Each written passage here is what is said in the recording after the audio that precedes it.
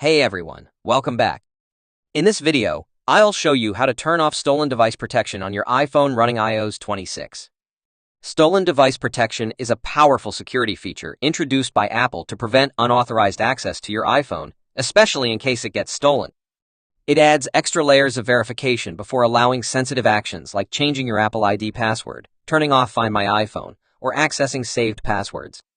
While this feature is helpful, some users may prefer to disable it for convenience, especially if they often travel or use their phones in trusted environments. Let's walk through the steps to turn it off. First, open your Settings app on your iPhone. Now, scroll down and tap on Face ID and passcode. You'll be prompted to enter your passcode to continue.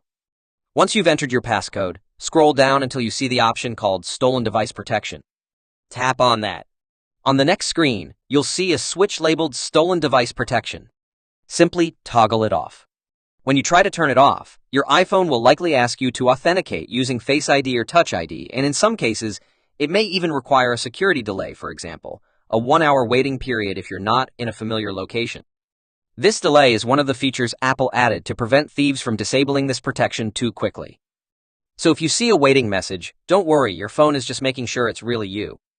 After the delay or authentication, the feature will be turned off successfully. That's it. You've now turned off stolen device protection on iOS 26. Just keep in mind that this may reduce your device's security, so only do it if you're confident in your environment. Thanks for watching, and stay safe.